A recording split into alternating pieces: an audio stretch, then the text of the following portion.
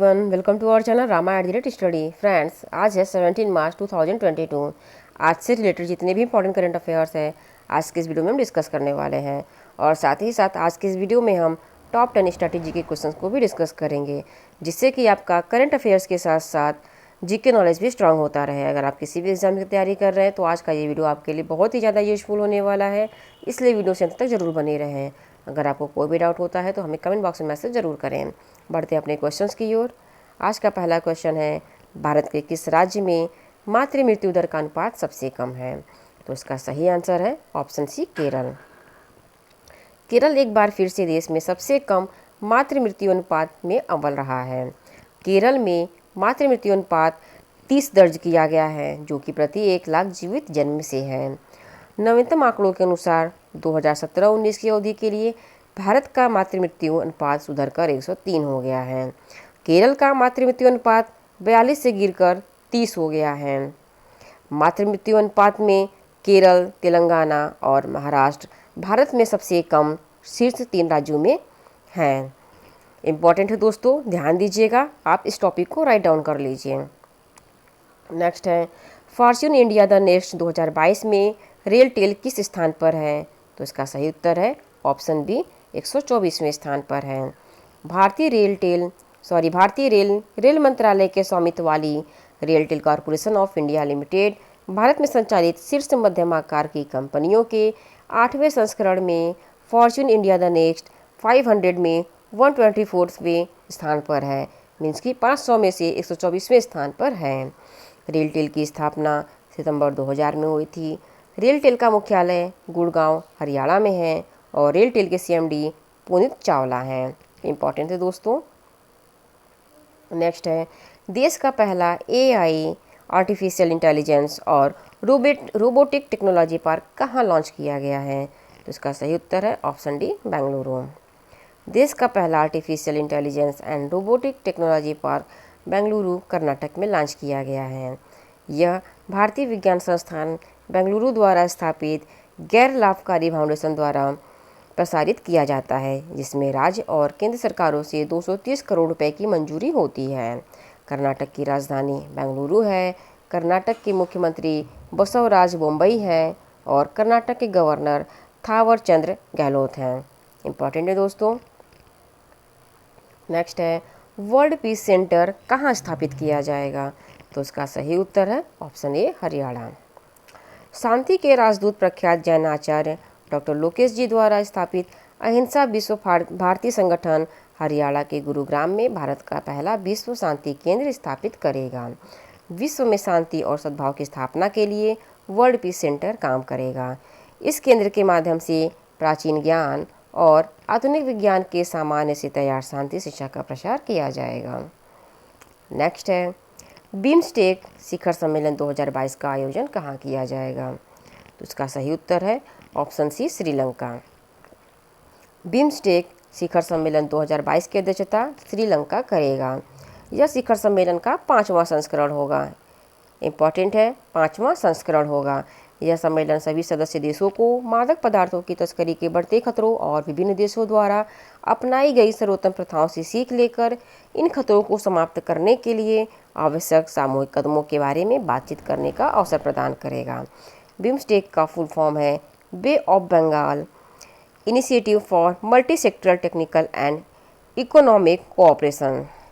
इसकी स्थापना 6 जून 1997 में हुई थी।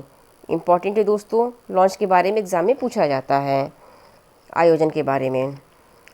नेक्स्ट है, ब्रिटिश अकादमी फिल्म पुरस्कार 2022 में सर्वश्रेष्ठ फिल्म का पुरस्कार किसने जीता है? इसका सही उत्तर है the power of the dog. The power of the dog film को जैन चैंपियन ने डायरेक्ट किया है। ब्रिटिश टेलीविज़न में उत्कृष्ट कार्य को मान्यता देने के लिए ब्रिटिश अकादमी टेलीविज़न पुरस्कार प्रतिवर्ष प्रदान किए जाते हैं। नेक्स्ट है, सिप्री द्वारा जारी इंटरनेशनल आर्म्स ट्रांसपोर्ट रिपोर्ट 2021 में हथियारों के सबसे बड़े आयातक देश के रूप में कौन सा देश शीर्ष स्थान पर रहा है? तो इसका सही उत्तर है ऑप्शन डी, ए और बी दोनों। मीन्स कि सऊदी अरब और भारत दोनों। सिप्री का फुल फॉर्म है Stockholm International Peace Research Institute. SIPRI ने इंटरनेशनल आर्म्स ट्रांसफर 2021 की रिपोर्ट के अनुसार भारत और सऊदी अरब वर्ष 2017-21 के बीच हथियारों के सबसे बड़े आयातक के रूप में उभरे हैं। दोनों देशों की वैश्विक हथियारों की बिक्री में 11% हिस्सेदारी है। इम्पॉर्टेंट है दोस्तों, ध्यान दीजिएगा। नेक्स्ट है, विश्व संपर्क दिवस 2022 कब मनाया गया है? इसका सही आंसर है ऑप्शन सी 15 मार्च को। प्रति वर्ष 15 मार्च को विश्व संपर्क दिवस मनाया जाता है। यह दिन सभी विदेशी जीवन के प्रति उत्साही लोगों को अलौकिक प्राणियों से संपर्क करने का प्रयास करने के लिए एक साथ लाता है। विश्व संपर्क दिवस पहली बार 1953 में अंतर्राष्ट्रीय फ्लाइंग सॉसर ब्यूरो नामक एक संगठन द्वारा घोषित किया गया था। इम्पॉर्टेंट है दोस्तों, ध्यान दीजिएगा, एग्जाम में पूछे जाते हैं डे के बारे में। नेक्स्ट है, भारतीय जनता पार्टी द्वारा किस पुस्तक का विमोचन किया जाएगा? तो उसका सही आंसर है option A Modi @20। Bharatiya Janata party ने प्रधानमंत्री नरेंद्र मोदी के जीवन पर एक किताब मोदी @20 ड्रीम्स मीट डिलीवर का विमोचन करने की घोषणा की है, यह अप्रैल 2022 में स्टैंड हिट करने के लिए तैयार है। पुस्तक बुद्धिजीवियों और विशेषज्ञों द्वारा लिखे गए टुकड़ों का संकलन है और ब्लू क्राफ्ट डिजिटल फाउंडेशन द्वारा संपादित और संकलित किया गया है। इम्पॉर्टेंट है दोस्तों, एग्जाम में पूछे जा सकते हैं, क्योंकि एग्ज़ाम में बुक्स और राइटर के नाम एग्ज़ाम में ज़रूर ही पूछे गए हैं। ये न्यू टॉपिक है, तो एग्ज़ाम में ज़रूर पूछा जा सकता है। नेक्स्ट है, राष्ट्रीय टीकाकरण दिवस प्रति वर्ष कब मनाया जाता है? तो इसका सही आंसर है ऑप्शन बी 16 मार्च को। भारत में राष्ट्रीय टीकाकरण दिवस नेशनल इम्यूनाइजेशन के डे के रूप में मनाया जाता है। पूरे देश में टीकाकरण के महत्व को बताने के लिए हर साल 16 मार्च को राष्ट्रीय टीकाकरण दिवस मनाया जाता है। यह दिन पहली बार 1995 में मनाया गया था।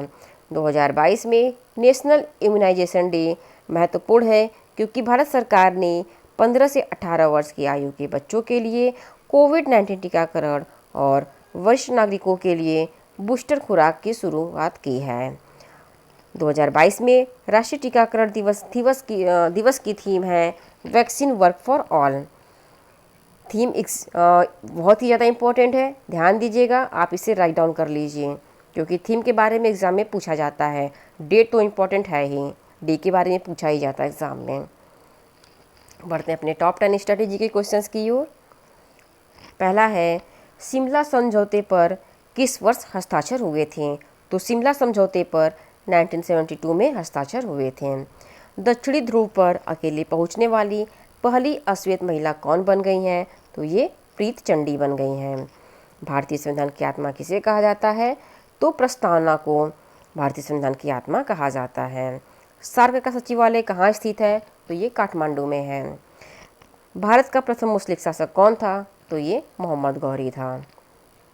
नेक्स्ट है, ब्राउन जलप्रपात कहाँ स्थित है? तो ये न्यूजीलैंड में है। विश्व का सबसे लंबी सागर कौन सा है? ये मृत सागर है। किस देश की तटरेखा सबसे लंबी है? तो कनाडा की तटरेखा सबसे लंबी है। डाउन्स घास के मैदान कहाँ पाए जाते हैं? तो ये ऑस्ट्रेलिया में पूछे जाते हैं, एग्जाम में कई बार पूछे गए हैं ये। सरपंच अपना त्यागपत्र किसको देता है? तो पंचायत समिति के विकास अधिकारी को देता है। आज के लिए बस इतना ही। अगर आपको हमारा वीडियो पसंद आया हो तो हमारे चैनल को लाइक, शेयर और सब्सक्राइब ज़रूर करें। Thank you.